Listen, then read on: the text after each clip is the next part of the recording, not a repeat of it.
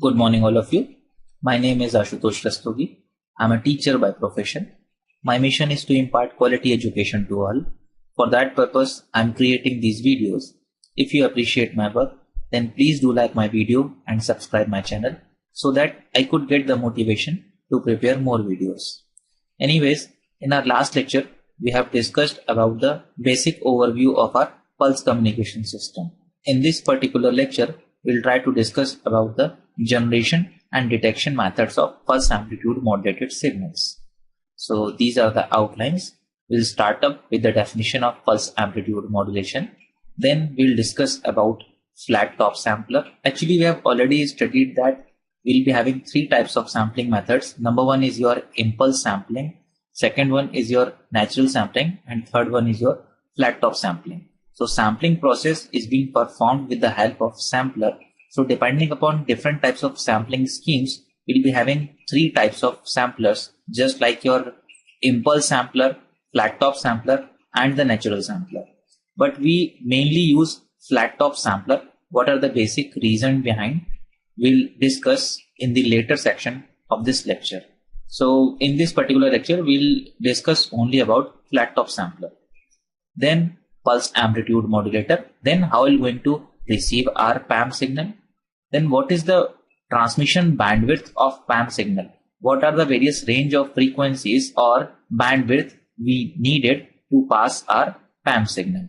Then various drawbacks associated with the PAM signals. Then various applications of the PAM signal.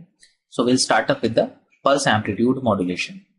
So in the PAM systems, the width and the timing of the pulse is maintained constant, but the amplitude of the each pulse is being varied in accordance with the instantaneous value of the analog signal. So we had already discussed that in order to characterize any carrier pulse, we need the information about the three parameters. Number one, its amplitude, its width, and its position. So in modulation, we actually going to vary any of these characteristics as per the amplitude variation of my message signal. So we are discussing pulse amplitude modulation schemes. So obviously the amplitude of my carrier wave will going to vary as per the instantaneous amplitude of my message signal. So sampling theorem provides us the basis to convert our analog signal to the discrete time signal. So what we actually gonna do in sampling is the signal is being sampled at the regular intervals such that each sample is being proportional to the instantaneous amplitude or the amplitude of my message signal at that sampling instant. I mean, whatever be the value of the information signal at the sampling instant, the sample value will going to take that value. So these are various sampling methods that we have studied so far. This particular figure shows the impulse sampling. We had already studied that in sampling, we will actually going to multiply our sampling pulse with the analog signal, and the resulting pulses will be the sampled value of that signal. So this particular figure shows the impulse sampling, in which we are using impulse train as the pulse train. This particular figure shows the natural sampling, in which the amplitude of the pulse actually following the value of the instantaneous amplitude of my message signal. Whereas this particular third figure shows the flat top sampling, which basically retains the amplitude value at the sampling interval. Suppose at this particular sampling instant, the instantaneous amplitude value is this one, and this will going to retain this value till the complete pulse duration. So sampling can be performed with the help of sampler, or we could also say that the system which actually performs the sampling is known as the sampler. So depending upon different types of sampling techniques, we have different types of samplers. The different types of samplers are your impulse sampler, in which we're going to use impulse train as the carrier pulse, then natural sampler, and third one is your flat top sampler.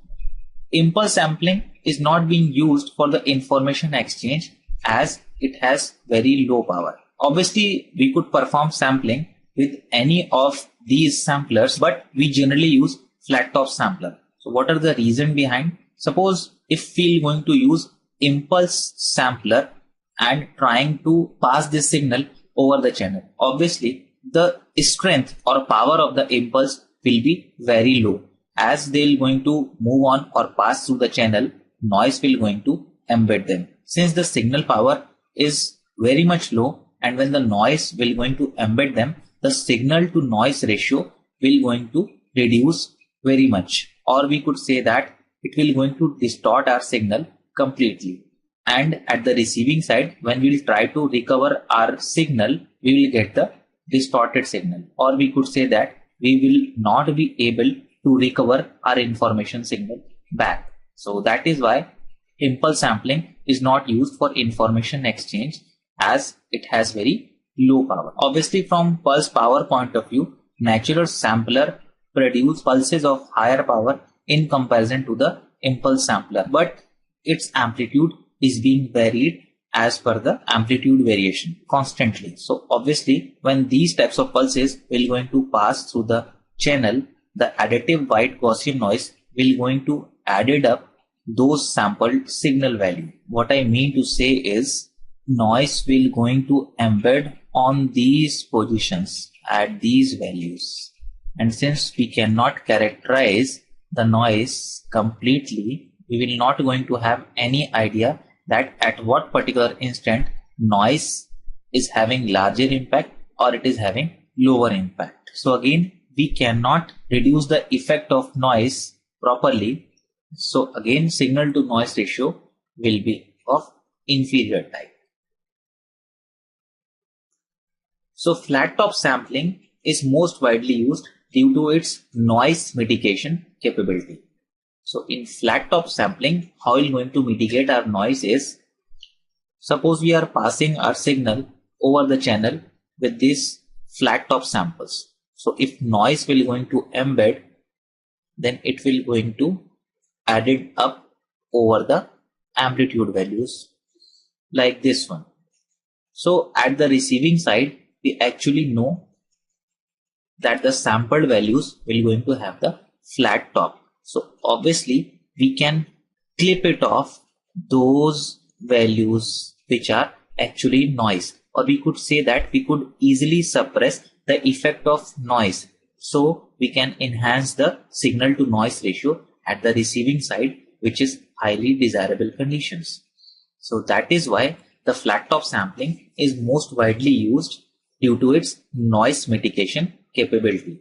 We could easily reduce out the effect of noise if we use flat top sampling. So this particular figure shows the flat top sampler, how we're going to generate our flat top sample. So it basically consists of two switches. Number one is your sampling switch, and second one is your discharge switch. Sampling switches actually samples our signal at every constant time intervals, that is your TS. At the input side, we are going to apply our continuous time signal or message signal XT.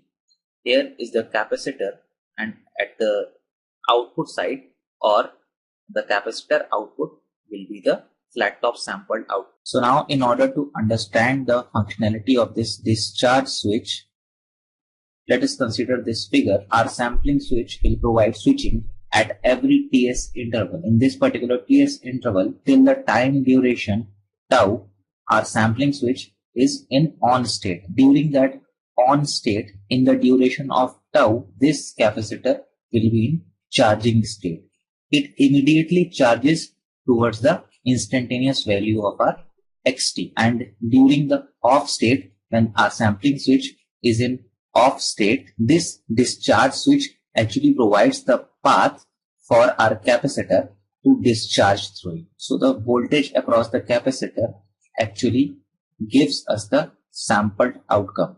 We generally make the time constant of capacitor such that its discharging time is very much long, so that we will get the flat top sampled outcome as excess of P. So flat top sampling makes use the sample and the hold circuit. So capacitor is actually used as the holding device or holding that sampled value. So capacitor instantaneously charges and hold the value of the signal for TS second, that is the arrival of the next sample. Only the starting edge of the pulse represents the instantaneous value of the message signal. As the capacitor charges the instantaneous voltage of the message signal, it will going to hold that value or retain that value till the next pulse arrives. Sampling switch is used to specify the sampling duration Ts. So sampling duration is being described by the sampling switch. So the discharge switch provides the path for the capacitor to discharge. So during the sampling pulse, capacitor is in charging state. So as the pulse has gone, after the duration of tau, the capacitor will going to start discharge through the discharge switch, and it will again going to charge after the Ts duration when next pulse arrives, and this procedure will keeps going on.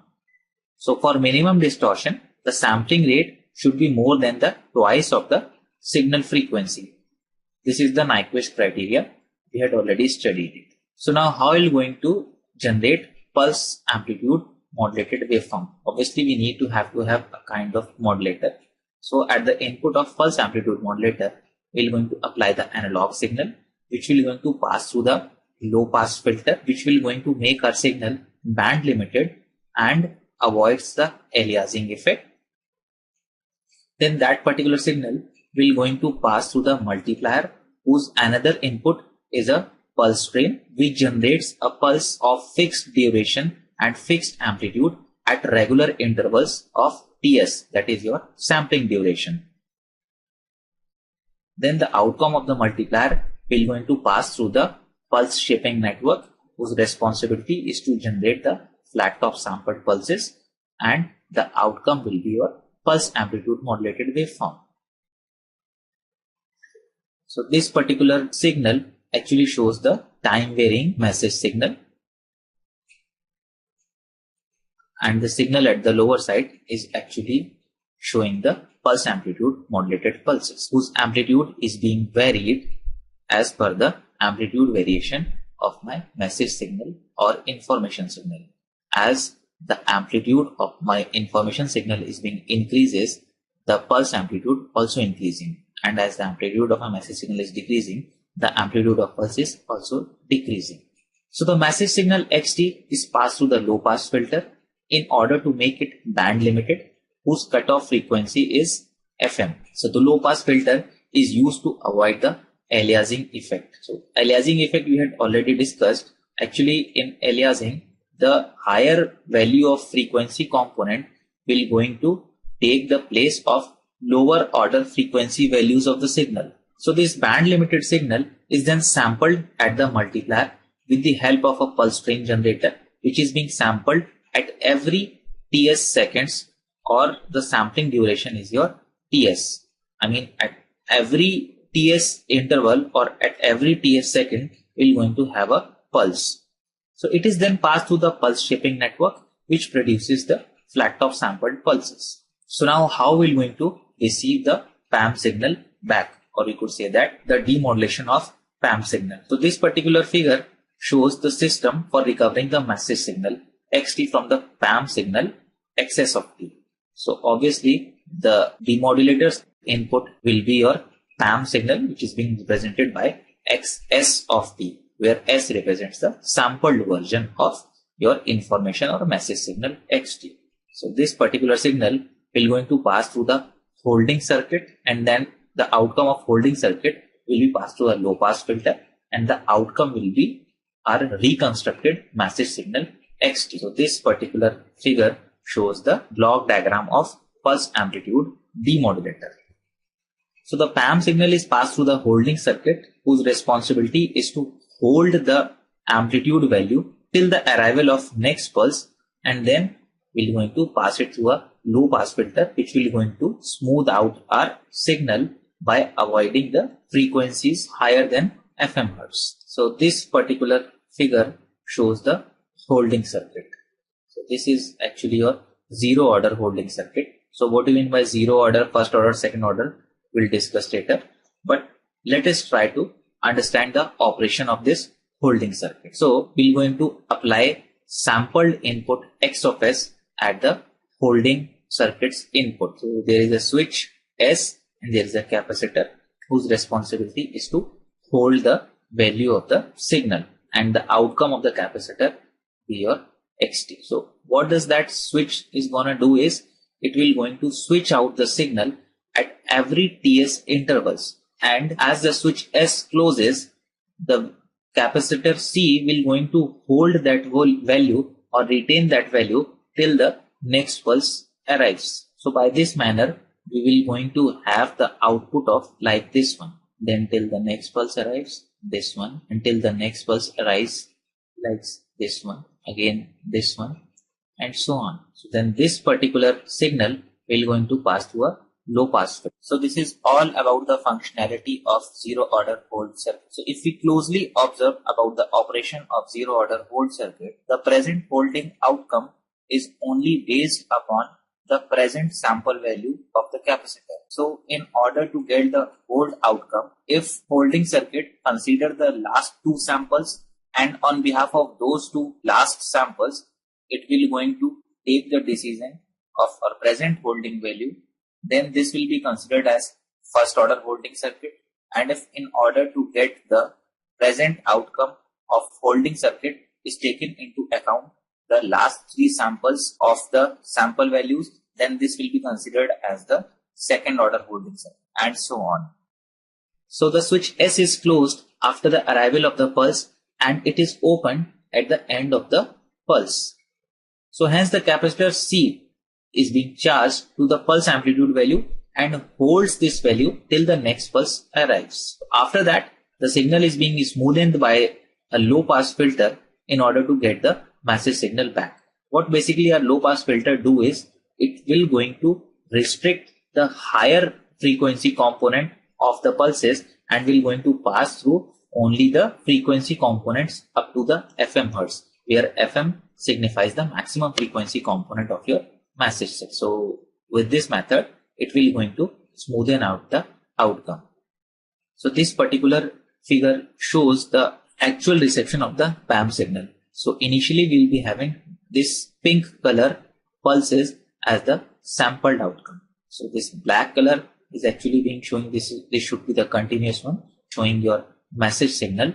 Then it has been sampled and we will get these colored pulses as the PAM output, and that PAM output will going to pass through the holding circuit. So what our holding circuit do is it will going to hold the amplitude value of the pulse till the next pulse arrives. So this purple color pulse will be the outcome of your holding circuit. Then as the next pulse arrives, that holding circuit will going to hold this amplitude value till the next pulse arrives, and so on. So this will be the outcome of your holding circuit. This will be the complete outcome of your holding circuit. Now this holding circuit output will going to pass through a low pass filter, and what our low pass filter will going to do is it will going to smoothen out or create a smoothened output from these pulsating outcomes. So this green color signal will be somewhat our massive. So now next topic is what will be the transmission bandwidth of PAM signal. I mean, how much frequency ranges we required in order to transmit our PAM signal. So in the pulse amplitude modulated signal, the pulse duration tau is considered to be very small in comparison to the time period, or we could say that sampling period Ts between any two samples. That is, tau is very much less than sampling duration Ts. If this is not so, then pulses will going to overlap. Consecutive sampled values will going to overlap with each other, and we could not be able to receive our signal back at the receiving side, as these pulses will going to gone through the interference. So now if the maximum frequency in the modulating signal xt is fm, then according to the sampling theorem, the sampling frequency fs must be greater than or equal to the Nyquist rate, which has been given by twice of fm. So obviously the sampling frequency fs should always be greater than or equal to twice of fm if we want to reconstruct our massive signal back distortion free. So this gives us 1 by Ts should be greater than or equal to twice of fm, just because fs could be rewritten as 1 by TS, where Fs is the sampling frequency and Ts is the sampling duration. So this gives us Ts should be less than or equal to 1 by twice of Fm. But as per our assumption, tau is very much less than sampling duration Ts. It means Ts should be too much greater than tau and Ts should be less than or equal to 1 by twice of Fm. So if we consider the on and off time of the PAM signal is same, then the maximum frequency of PAM will be Fmax is equal to 1 by tau for your on time and same duration tau for your off time, or we could say that it is equal to 1 by 2 tau. So the bandwidth required for the transmission of PAM signal would be equal to the maximum frequency which is being given by bandwidth should be greater than or equal to Fmax. But Fmax is equal to 1 by 2 tau. We had already discussed in the last slide. So bandwidth should be greater than or equal to 1 by 2 tau. But since tau should be very much less than 1 by twice of Fm, so we can conclude that 1 by 2 tau should be very much greater than Fm and 1 by 2 tau should be less than or equal to the bandwidth. So from this particular relation, we can conclude that the bandwidth of your PAM signal is very much greater than Fm, which is the maximum frequency component of your message signal. So here the point that we want to indicate is the bandwidth requirement of pulse amplitude modulated system is very much higher in comparison to our analog signal transmission. So this is the actual relationship between the bandwidth and the maximum frequency component. So now we'll discuss about various drawbacks of PAM signals. So the bandwidth required for the transmission of PAM signals is very much large in comparison to the maximum frequency component of the message signal. We had already discussed that in our last slide. So since we transmit our message signal with amplitude variations and noise mostly affect the message signal amplitude, hence interference noise effect is more. Obviously, with the help of several noise mitigation schemes, we could reduce the effect of interference, but still as we transmitting our signal in terms of amplitude variation and our noise is also going to affect the amplitude, so the interference noise effect will be more. So as the amplitude of pulse varies, hence peak power required by the transmitter also varies with the message signal. So I mean, if we going to pass high amplitude pulses, the power requirement will be different in comparison to when we are going to transmit low amplitude pulsating signals. So obviously the transmitter has to transmit a varied power signals. So this particular slide shows the various application of PAM signals. So PAM is actually used for transmitting signals over the short distances, baseband channels and simple communications. It is also being used in instrumentation systems such as to transmit multiplex data. If we consider an example of boiler system, then there are too many sensors such as your temperature sensors and pressure sensors, and we have to transmit that sensors data to the monitoring engineer at the same time. So here we could use your time division multiplex systems to transmit our information signal over the common channel. It is also being used in A to D converters for computer interfacing. These are the various references. Thank you very much for your patient hearing.